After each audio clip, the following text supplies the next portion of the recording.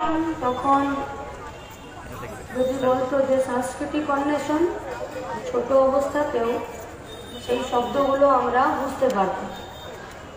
পশ্চিমবঙ্গে আস্তে আস্তে এই সংস্কৃতির বিষয়টা যেন একটা অন্ধকার কানা গলিতে সমাজ অপরাধীদের কালচারে পরিণত হচ্ছে। আজকেও রাস্তাতে অনেক শিল্পী, বুদ্ধিজীবী যারা এই সমস্ত অঞ্চলে কাজ করেন, নাটক, গান, কবিতা, সিনেমা, থিয়েটার, তারাও রাস্তায় নেমেছেন এবং নিজেদের মতো করে প্রতিবাদ করছেন। আমরা তাদের এই আন্দোলনের প্রতি সংহতি জানাচ্ছি এবং আপনারাও শেষ দেখে ছাড়বেন, আমরা তার জন্য আপনাদের কাছেও প্রত্যাশা রাখছি। আমরাও ডিওয়াইএফআই রাজ্য কমিটি আমরা আরজি করের ঘটনা 14 তারিখ রাতে ঘটনা ঘটার পর তারপর যখন আমাদের নামে পুলিশ নোটিশ পাঠালো, বিভিন্ন উল্টোপাল্টা ধারা এসব দিয়ে ভাবলো দমিয়ে দেবে, তখন আমরা একদিন আশিস দাদেরকে একদিন ডেকেছিলাম, আরও অনেকের সাথে কথা বলেছিলাম, তারাও তাদের কাজ করে ইতিমধ্যেই সেই কাজে আমাদেরকে যুক্ত করেছেন।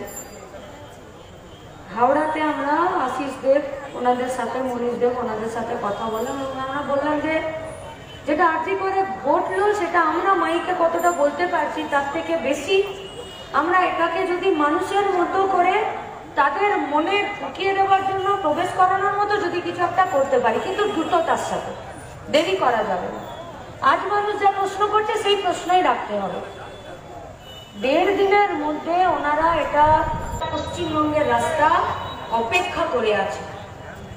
তিনি গায়ে উর্দি পরে থাকুন, তিনি গায়ে সাদা অ্যাপ্রন পরে থাকুন, তিনি গায়ে কালো কোট পরে থাকুন, তিনি আদুল গায়ে রিক্সা টানতে পারেন, কানে ওয়াকি টকি নিয়ে আর একটা ঝাঁ চকচকে জুতো পরে, সে কোনো আইটি সেক্টরে হতে পারে বা ঘরের গ্রামের আমাদের সাধারণ মায়েরা আছে যারা প্রতিদিন আমাদের জামা কাপড়, জুতো, চুল, খাওয়া দাওয়ার জন্য খোঁজ রাখেন, কিন্তু এটাও খোঁজ রাখেন যে আমার ছেলে মেয়েটা একটা ভালো পরিবেশে বড় হতে পারছে, তো তাই ওরা রাস্তায় বেরিয়ে গোটা পশ্চিমবঙ্গকে ছেড়ে দিন, গোটা দুনিয়াকে বার্তা দিয়েছে এ রাজ্যটার নাম পশ্চিমবঙ্গ, এখানে যে যা খুশি করে চলে যাবে আর আমরা মুখ বুজে বাড়িতে থাকবো, এটা হবে। এই পুরোটা আশিস দ্বারা তাদের এই 9 মিনিটে জায়গা করে দিয়েছে। আপনাদের কাছে আমাদের আবেদন, এই সংস্কৃতিকে প্রতিষ্ঠা করতে হবে আর আরজি করে সহ গোটা রাজ্যের সমাজ বিরোধী মাফিয়া আর অপশাসনের সংস্কৃতিকে বিদায় জানাতে হবে। এই বিদায় জানাতে গেলে যদি কাউকে সত্যিকারের বিদায় জানিয়ে দিতে হয়, তার জন্য তৈরি থাকুন। এখন আশিস দেব ওনারা ওনাদের এই গণনাট্য পরিচয়ের মাধ্যমে আপনাদের কাছে তাদের উপস্থাপনা রাখছেন।